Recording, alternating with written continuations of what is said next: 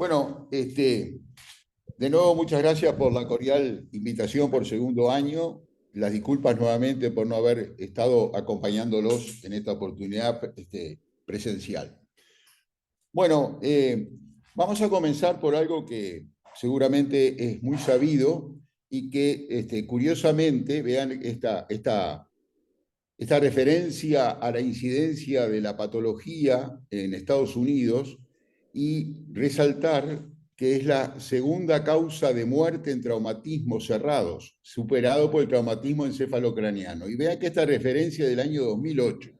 Los papers que refieren a este tema en los últimos años tienen la misma resultado epidemiológico, publican los mismos resultados epidemiológicos. Y esta rotura de aorta en traumatismos fatales cerrados de tórax constituye un 10 a un 30% presenta un 10 a 30% de incidencia. Por otro lado, entonces, en Estados Unidos hay unos 7.500, 8.000 casos por año, tampoco evaluado. Y una importante cosa es que de todos los pacientes, solo un 20-25% llegan vivos al hospital. El resto fallece en el sitio del accidente, lamentablemente. De lo que llegan vivos, en las primeras 6 horas, un 30% perderá la vida y un 50% de los pacientes, si no son tratados de acuerdo, como vamos a ver más adelante, a la anatomía lesional, perderán la vida en las primeras 24 horas. Acá ya vimos el ejemplo que presentó Claudio. Acá tenemos el caso de un chico de 22 años, 3 horas de evolución, accidente de tránsito, ingresó chocado, vean el hemotórax bilateral más el hemomediastino, y esta persona lamentablemente 3 horas posterior al accidente, vean el corto plazo entre que llegó el accidente y la llegada a la emergencia, perdió la vida. Voy a hacer una breve referencia a cómo se ha desarrollado la parte histórica y epidemiológica en Uruguay. En Uruguay tenemos unos 50.000 accidentes de tránsito en el año, con 8.000 lesionados y 500 muertes por año. Esta referencia bibliográfica es del doctor Gerardo Barrios, hecho en el año 95. Hoy, la URSEA, que es la institución que se ocupa de vigilar y corregir y mejorar estos números, publicó que este año pasado hubieron 400 muertes por año en accidentes de tránsito en Uruguay. O sea, muy parecido a esta referencia bibliográfica que tiene casi 30 años, ¿verdad? Entonces, el menores de 44 años, este otro punto clave, es la primera causa de muerte y la tercera en la población general. Vamos a organizarnos en la exposición viendo aspectos históricos, el mecanismo lesional, los cambios en las metodologías del diagnóstico por imágenes, patología, curso clínico de la ruptura, las estrategias terapéuticas y a compartir algunos datos de nuestra casuística. Todos saben que Vesalius, a raíz de un accidente ecuestre, publicó en 1557 la primera muerte por lesión traumática de aorta torácica. Más adelante hay otras publicaciones, no vamos a insistir en esto, y quiero resaltar esto de Parmlane, que en 1958 hizo la primera clasificación anatomopatológica de estas lesiones. La primera reparación abierta fue en el año 1959 por Pacharo y Pache. Bolodós, fíjense este punto, Bolodós, que todos sabemos quién es, en el año 1988, con una endoprótesis homemade, trata el primer pseudoaneurisma de aorta torácica traumático. Posteriormente, la primera endoprótesis publicada, fabricada por la industria, es de Dave Semba y Kato en el año 1997, hace ya unos cuantos años. El profesor Raúl Praderi, en el año 1960, informa en un hallazgo autópsico de la primera rotura de aorta torácica traumática. Y quiero detenerme en esto. Estas publicaciones, vean ustedes, del año 61, del año 85, Estos dos primeros son médicos forenses y todos estos estudios fueron hechos en series autópsicas.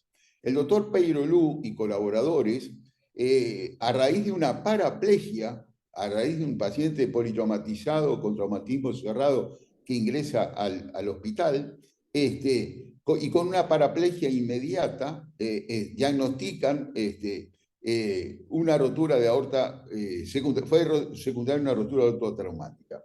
Este libro, que para mí tiene mucho valor porque ganó el premio en conmemoración del centenario de la inauguración de la Facultad de Medicina en Uruguay en el año 1976, y que su autor principal tuvo la amabilidad en fin, el sentimiento de obsequiármelo, y está en mi poder. Analiza, previo al 76, la transición de la democracia a la dictadura que tuvimos. Hubieron muchos lesionados, pero ninguno hace referencia, cuando habla de lesiones vasculares, a las roturas traumáticas por traumatismo cerrado de aorta. Las primeras publicaciones de tratamiento con cirugía abierta convencional fueron del profesor Filgueiras, a raíz de 3 pacientes que se trataban, vean las edades, jóvenes, entre 24 y 41 años, que fueron tratados en la década del 80, pero todos evolucionados. Entonces se operaron con cirugía abierta, un shunt atriofemoral, y de los mismos, 2 fallecieron, acá están los procedimientos, bypass aorto-aórtico, y de esos 2 tuvieron buena evolución y el tercero falleció por una sepsis abdominal.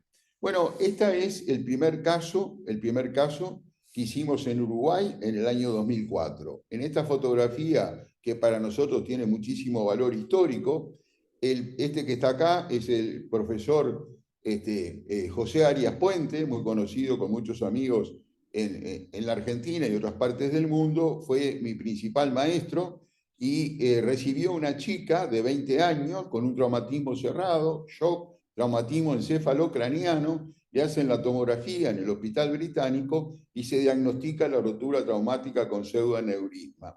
Y nosotros, que habíamos comenzado la era endovascular acá en el país en el año 2000 con endoprótesis abdominales, algunas en disecciones tipo B a nivel torácico, él nos convocó y bueno, y acá estamos haciendo el primer caso de colocación de una endoprótesis por rotura traumática de aorta torácica en el país.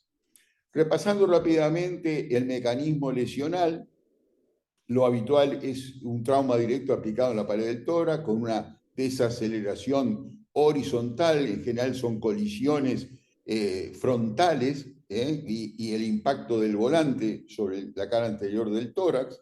Puede haber una desaceleración vertical, como el mecanismo de la caída libre de un ascensor o de un paracaidista. Puede haber un aplastamiento por enterramiento o de otro tipo a nivel torácico. Y acá tenemos entonces la posibilidad de rotura en la aorta ascendente por un estrés de torsión, pero vean, la incidencia es un 18%.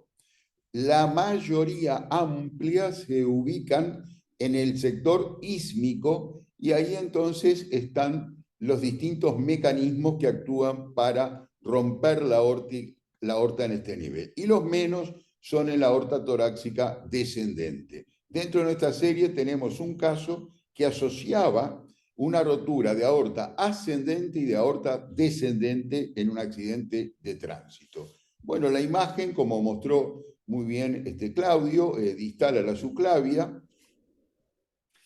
Y entonces, para el diagnóstico, lo primero, al recibir el politraumatizado en la puerta de urgencia, hay que tener un alto índice de sospecha de esta lesión. ¿Cuándo? Cuando es un accidente de tránsito de alta velocidad, un politraumatizado que recibe el impacto frontal, presenta estigmas de lesiones erosivas o contusivas en la región torácica anterior o anterolateral, tiene fracturas de esternón, de parrilla costal. Y acá tenemos que discriminar la otra situación: si este cuadro es agudo o es un paciente que consulta en etapa crónica una radiografía de tórax, por ejemplo, que muestra esto, ya un pseudoaneurisma evolucionado, evolucionado. En pacientes que llegan vivos en agudo, en general se va a tratar de una rotura contenida con este tipo de imagen. La hemodinamia obviamente puede estar estable o inestable, y recordemos que una radiografía simple de tórax va a mostrar la imagen que acabamos de ver del mismo ensanchado, el mediastino, pero tiene una sensibilidad diagnóstica de un 80 o un 90%. Sin duda que la tomografía computada, como veremos después, se ha transformado un poco en el gold estándar para el diagnóstico de estas situaciones desde hace ya muchos años. Colabora también el ecocardiograma endoesofágico, ya vimos varias imágenes a lo largo de la mañana en distintas situaciones. Y por último, una angiografía, que en general la hacemos en el intraprocedimiento, con una incidencia del tubo en oblicuo anterior izquierdo.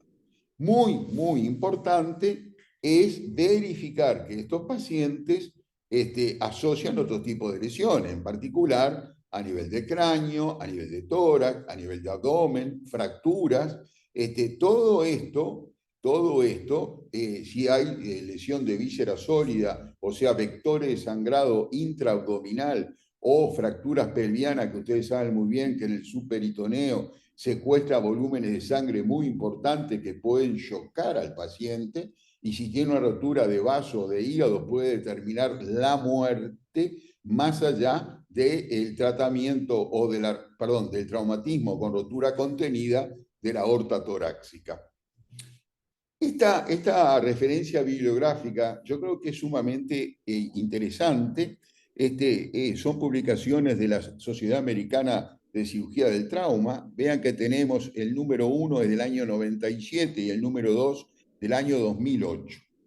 Vean cómo el diagnóstico en el año 97, prácticamente con tomografía computada, se hacía muy poco el diagnóstico. En cambio, en el año 2008, es decir, prácticamente 10 años después, prácticamente todo se cambió. De las primeras que se hacían con angiografía, ¿verdad? Y menos con tomografía, a partir ya del año 90, 2000, en este siglo, digamos, en lo que va este siglo, el diagnóstico fundamental se hace por angiotomografía y no por una angiografía de urgencia. La angiotomografía tiene una sensibilidad altísima, 100%, una especificidad similar, prácticamente 100%, y ahí, como estamos viendo con la flecha, como mostró Claudio, la imagen que asocia en este caso una difracción de contraste y un hemotórax en la pleura izquierda. Acá tenemos una imagen muy interesante del pseudoaneurisma distal a la subclavia, hecha por un eco endoesofágico que, hecho en manos experimentadas, puede dar un buen rédito, pero que no sustituye de ninguna manera lo importante que es la importancia de la angiotomografía computada. Esta, como decía, en el año 58, la publicación de Parmalee, y vean ustedes cómo él clasifica una cuestión que ahora se ha perfeccionado y simplificado, pero describe hemorragia intimal con laceración de la capa de la endarteria, ya compromiso de capa media, hasta después los grados ya más importantes con compromiso total de la pared de la aorta, ya la formación del pseudoneurisma, la posibilidad de hemorragia periaórtica. Y hoy día, ya a partir del año 2009, estamos usando esto que es más sencillo y que ilustra muy bien lo que es la anatomía lesional. Tenemos el grado 1 y el grado 2, donde no están comprometidas toda la pared de la aorta. Ya vimos la laceración de la endarteria, el hematoma intramural parietal, y ya el grado 3, que es el pseudoaneurisma, y ya entonces el cizallamiento de la aorta con una sección que crea un sangrado activo muy importante. El curso clínico de la ruptura de la aorta, entonces puede tener algunos escenarios como lo que estamos viendo acá. Primero, que haya una rotura completa una sección, cizallamiento de la aorta, y esto en general tiene una muerte inmediata y la mayoría de estos pacientes fallecen en el sitio del accidente, como vimos 80%. Pero algunos pueden llegar vivos al hospital. Segundo, el hematoma mediastinal actúa como un mecanismo de contención del sangrado en forma inmediata. Puede permitir entonces una sobrevida temporaria. Ahí se citan 9 de 38 pacientes con esta circunstancia.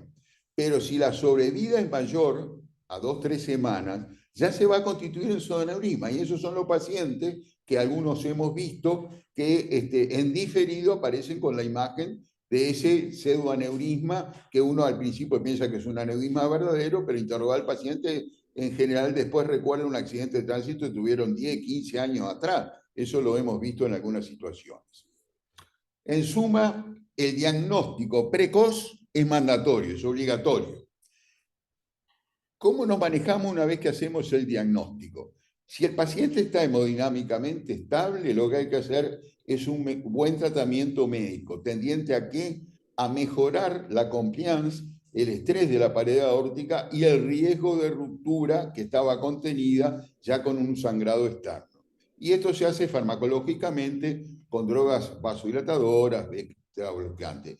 Y al igual que el aneurisma roto de la aorta abdominal, manejamos el concepto de hipotensión controlada con una presión arterial sistólica que tiene que estar en el entorno de 90 milímetros de mercurio para mantener el paciente lúcido con una buena perfusión visceral, en especial renal. La estrategia terapéutica siempre ha sido considerado el gol estándar hasta hace muchos años, la cirugía abierta convencional. Recordamos nuevamente que la primera cirugía la le hicieron Passaro y Pache, empleando una toracotomía posterolateral izquierda. La ventilación se trataba de hacer con un solo pulmón, pudiendo utilizar una sonda de Callens que intuba selectivamente un bronquio, si se dispone de ella y la situación hemodinámica del paciente da. Y la reparación habitualmente es por interposición de un injerto. Es muy raro que se pueda hacer una reparación directa primaria, siempre es con resección e interposición de un injerto. También pueden usarse, como en ese caso del profesor Figueiras, un bypass transitorio atriofemoral, y menos frecuente un bypass cardiopulmonar total. La mortalidad es alta con la cirugía abierta, fue alta y sigue siendo alta, y con una tasa de paraplegia en el entorno de un 20%. La cirugía abierta, entonces, hoy día puede tener su lugar. Ahora vamos a ver lo que pensamos al respecto más adelante, pero en situaciones de extrema urgencia, en pacientes moribundos, donde la chance de rescatarlos es muy baja, pero nosotros creemos firmemente que tratándose de pacientes que no asocian patologías, que son habitualmente jóvenes, se deben de extremar los esfuerzos para tratar de salvar la vida a la persona. Obviamente, en esta situación, ya lo dijimos y lo resaltamos, el pronóstico vital es muy malo, y así hay distintas publicaciones en el mundo al respecto. Quiero que nos detengamos un segundo en esta imagen de la tomografía. Este es un paciente que llegó con 2 o 3 horas de lúcido y con 2 o 3 horas del accidente. Y si miramos la evolución en esas primeras 3 horas, el paciente, como dice escrito acá, hipotensión de difícil control, hemotórax importante, bilateral, como estamos viendo, un hematoma en el mediastino y periaórtico, y una imagen que, si miramos la primera foto, acá se ve el inicio de la aorta torácica descendente, acá en el tercero se ve la aorta distal, pero en el medio hay una efracción de contraste y se perdió la imagen en continuidad de la pared aórtica. Nosotros creemos que cuando vemos esta situación hemodinámica el tipo de accidente primero, la situación hemodinámica después y esta imagen en la tomografía, el paciente tiene altísimo riesgo de muerte y debe tratarse inmediatamente. Y creemos que acá quizás sea uno de los pocos casos en que la cirugía abierta convencional puede tener su indicación mediante la técnica quirúrgica convencional, como ya vimos. Estas imágenes corresponden a ese mismo paciente. Vean ustedes acá la sección, la falta de continuidad de la aorta. Esto no es que el cirujano recortó acá, sino que en el 1 tenemos la arteria subclavia izquierda, este clamp está haciendo hemostasis en el istmo, vamos a llamarle así. La falta de continuidad de la aorta, acá lo vemos mejor. Este paciente lamentablemente falleció en el quirófano. Falleció en el quirófano. Pero quería insistir en este concepto para que lo manejemos, la indicación de los pocos casos hoy día de cirugía abierta convencional. ¿Cuáles han sido la tendencia en el mundo, verdad, del traumatismo de estas circunstancias? Nuevamente, estos trabajos de la Sociedad Americana de Cirugía del Trauma. Entonces tenemos en el año 97 y posteriormente en el año 2008. Vean cómo la cirugía abierta en 97 tenía una mortalidad de 30% y una paraplegia casi del 9%.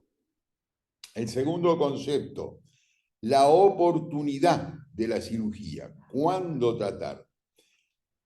Entonces, ¿qué pasó? De hacer una cirugía abierta, inmediata, de emergencia, en todos los pacientes, se pasó a hacer una cirugía más selectiva en cuanto a la oportunidad. Se fue difiriendo la oportunidad, vean ustedes, casi 2 días, segundo, tercer día. Y el segundo fenómeno que comenzó ya a partir de esta época, siglo corriente, actual, a predominar la terapia endovascular y por consiguiente se bajó claramente la tasa de paraplegia y de mortalidad. Ya vimos que el doctor Dyke y su grupo en el año 97 mostraron cuáles eran las bondades de la cirugía endovascular en estas circunstancias. Evitar la toracotomía, la ventilación con un solo pulmón, el clamp en la aorta, la anestesia para estos casos puede ser anestesia local, regional o general. No hay pérdida de sangre, ¿verdad? Con la colocación de la endoprótesis. El tiempo operatorio es muy breve. Algunos consejos ahora. Ya se fue dicho a propósito del caso que presentó Claudio, que nunca, al igual que en la disección aguda, hay que sobredimensionar más allá de un 10, a lo sumo un 15%, el diámetro de la endoprótesis versus la aorta nativa. Habitualmente se implanta desde vía femoral, y acá entonces, como son en general pacientes jóvenes con arteria de pequeño calibre, hay que tener cuidado y considerar, si es pertinente, la confección de un conducto de acceso ilíaco femoral. El acceso para la angiografía, bueno, puede ser por la arteria femoral contralateral, puede ser por la arteria radial, por la arteria humeral, por donde tengan más experiencia ustedes o tengamos todos. Bueno, entonces hay un tema que para la discusión, que es el riesgo de complicaciones. Ya vimos a propósito del caso clínico. Puede haber migración del dispositivo, endofugas, puede haber colapso, fenómenos de pico de pájaro, puede haber disección retrógrada, puede haber rupturas en los accesos por vía ilíaca, perforación de la aorta, infección, tuvimos un caso nosotros de sepsis durante la estadía en el CTI y pérdida de una paciente. Y Carmelo, sí. No te estamos pudiendo escuchar. A ver ahí. A ver ahora. ¿Me escuchan? ¿Me escuchan? ¿Hola? ¿Hola? Ahora te escuchamos, ahora está. Seguí nomás. Gracias, gracias Claudio, gracias. No tenemos, vea, no está considerado acá el caso que tú pues, presentaste, Claudio, porque la verdad que no habíamos tenido. Respecto a la población que nosotros tratamos, puse 24 pacientes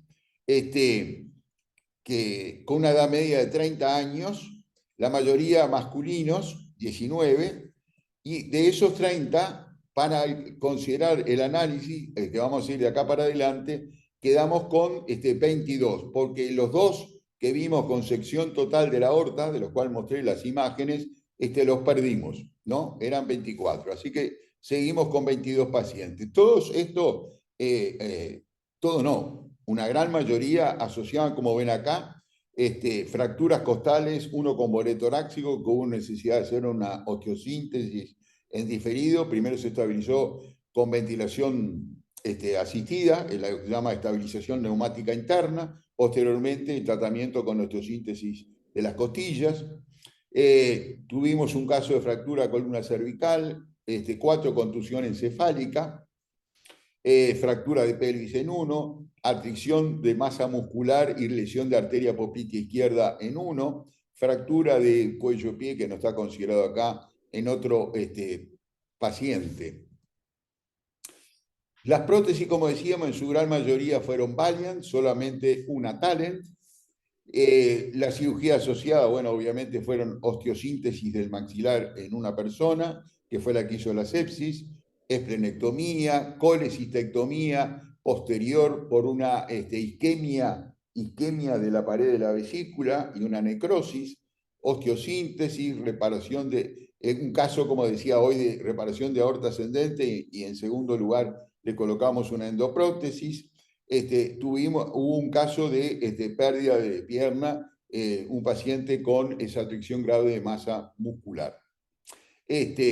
Bueno, este es uno de los pacientes bueno, en la clásica imagen, el hemomediastino, como ya hemos visto, son imágenes reiteradas, el mecanismo lesional, colisión frontal moto contra automóvil.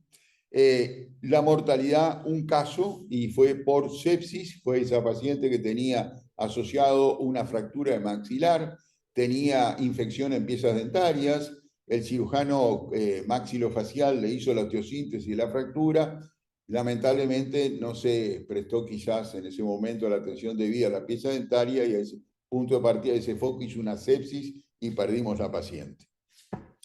Este es un caso interesante, alguien sacó esa foto, que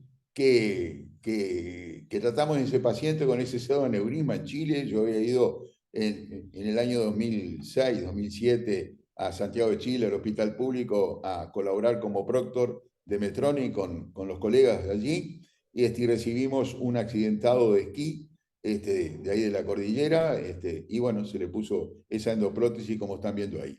Pero voy a utilizar estas imágenes para ver que la anestesia, le hicimos consideraciones, puede ser local, regional o general. Habitualmente hemos usado anestesia general. No usamos drenaje a líquido cefalorraquídea nunca, porque la longitud a cubrir es corta, son 15, 20 centímetros, y a pesar de que la subclavia no la tenemos que cubrir en la mayoría de los casos, en todos, o en la gran mayoría, perdón, no hacemos bypass tampoco a la subclavia ni drenaje de líquido cefalorraquídeo. La oportunidad, después la vamos a discutir un poquito más, depende de la situación clínica del paciente y de la situación en especial de la anatomía lesional. Ya hablamos de la cirugía abierta cuando consideramos que puede ser útil, y el resto de los pacientes que están con inminencia de pérdida de la vida también. Pero muchos se pueden tratar 24 o 48 horas después sin afectar el pronóstico del paciente. Ya hablamos del acceso vascular, tener cuidado con eso, la técnica del implante por vía femoral. Y vean entonces, como siempre, cómo hay que tratar de que la prótesis, tanto en acá está el resultado final, en la pequeña curva y en la gran curva, copie con la tela la anatomía de la pared de la aorta. Hay que ver que esta anatomía con este arco, con esta forma, es lo habitual en los jóvenes. A nosotros nos daba al principio mucho temor y mucho miedo esta imagen con el free flow apuntando el tronco brachiocefálico. Acá se ve mejor todavía cuando estamos abriendo, pero después el resultado final es este. Dijimos, ¿qué va a pasar con esto en la evolución? ¿No se irá a romper la aorta? En fin. Entonces, entrando un poco a la discusión del asunto y para ir más o menos redondeando el tema, la oportunidad de la cirugía en pacientes estables puede hacerse en diferido. Pero acá, si el paciente está inestable y en la tomografía no hay una clara sangrado, indicadores de sangrado, que es la aorta que está sangrando, es mandatorio también descartar otros vectores sangrados, que no tenga el vaso roto, hígado, etcétera, la fractura de la pelvis. El manejo de las lesiones aórticas mínimas, o sea, el grado 1 y grado 2, nosotros desde el principio lo hicimos con tratamiento médico. Nosotros comenzamos esta experiencia, dijimos, en el año 2004, mostramos el primer caso. Son 19 años que llevamos de evolución desde el primer paciente. El tipo de reparación en pacientes jóvenes siempre ha sido por vía endovascular. El manejo de la arteria subclavia ya lo mencionamos, que no la revascularizamos y la cubrimos habitualmente. La heparinización sistémica, si no hay vectores de sangrado activo en otras topografías, que hay que corregirlo como dijimos antes, la usamos. No usamos drenaje del líquido cefalorraquídeo y de elección la anestesia general, a menos que haya una contraindicación. Ya hablamos de la técnica del acceso femoral. Yendo un poco a los resultados, 0% de colapso, migración, fractura, perforaciones y disección retrógrada. De infección por sepsis, tuvimos un caso en 22 pacientes. Hablamos de la referencia histórica en Uruguay, donde comparamos nosotros nuestros resultados con la cirugía abierta, que había muy escasa publicación a nivel nacional. Hay que ver que esa del profesor Filgueira, que tiene sus años, es un caso de 3, pero no eran en agudo, eran también pacientes que se trataron con pseudoaneurisma más en etapa crónica. La mortalidad entonces de ese paciente por sepsis, que no estaba vinculado ni a la colocación ni a la endoprótesis en sí. La oportunidad del tratamiento endovascular ha sido habitualmente diferida, 24-48 horas, mientras se corroboraba el chequeo de investigación de otras lesiones asociadas causantes de inestabilidad hemodinámica del paciente. Obviamente estamos hablando de pacientes que se mantienen estables. No tuvimos en 60 meses, el seguimiento ha sido entre 5 años, fue uno que es el último paciente que incorporamos a esta serie, y 19 años, y no hemos tenido ningún tipo de complicación vinculadas al procedimiento. La sobrevida actuarial es muy buena, 95%, salvo ese que se perdió. Ya vimos el primer caso en 2004, esta es la chica, una foto reciente, haciendo equinoterapia. El pronóstico de ella estuvo muy signado por el traumatismo encefalocraniano, pero felizmente se recuperó con una muy buena calidad de vida. Vamos a hacer ahora alguna referencia a situaciones, algunos puntos claves, y ahora sí estamos terminando la presentación, en referencia a algunas preguntas, ¿verdad? Entonces, hoy día, el TEBAR versus la cirugía abierta, ¿en qué estamos?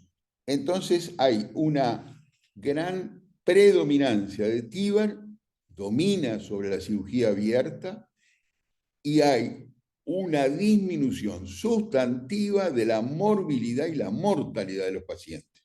O sea, nadie puede estar en desacuerdo con esto.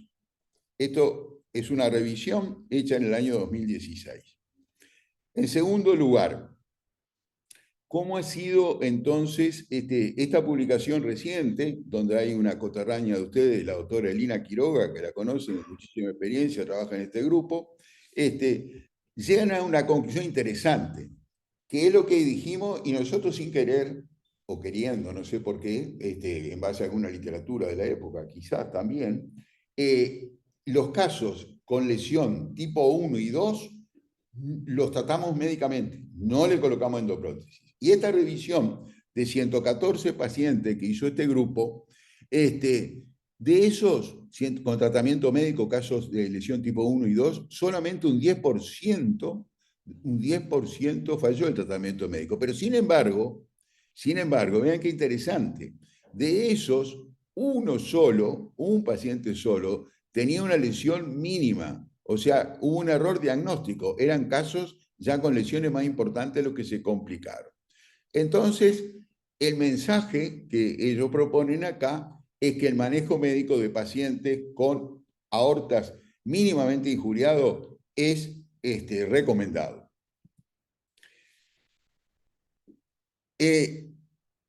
Otro punto a considerar, ¿verdad? ¿Qué pasa cuando se asocia una lesión cerebral a estos pacientes o otro tipo de lesión, ¿verdad?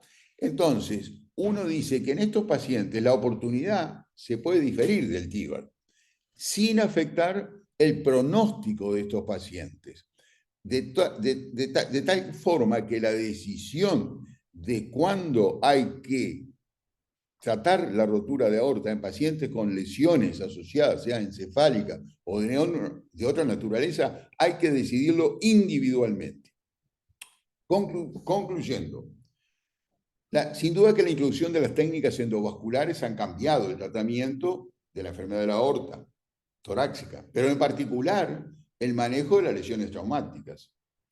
Las reparaciones con endoprótesis se puede hacer en forma muy segura y eficaz. Segura y eficaz. Se han reducido las tasas de mortalidad, morbilidad, en especial de la paraplegia. La oportunidad en paciente estable puede diferirse hora o día sin afectar el pronóstico. Yo creo que ya podemos decir que la evolución, antes decíamos en el mediano plazo, yo creo que ya podemos hablar de mediano y largo plazo. La evolución de los pacientes con este escenario clínico anatomopatológico tratado por vía endovascular ha mostrado las prótesis se mantienen bien. La enorme mayoría se mantienen bien, sin deterioro, con buena tasa de permeabilidad, sin modificaciones estructurales en la pared de la arteria. Pero la cirugía abierta, a nuestro entender, en situaciones como ese caso de cizallamiento, transección aórtica, donde hay un riesgo inminente de pérdida de vida, puede estar en el arsenal del armamentario terapéutico del equipo tratante en el trauma. Muchas gracias, disculpen si me extendí un poco.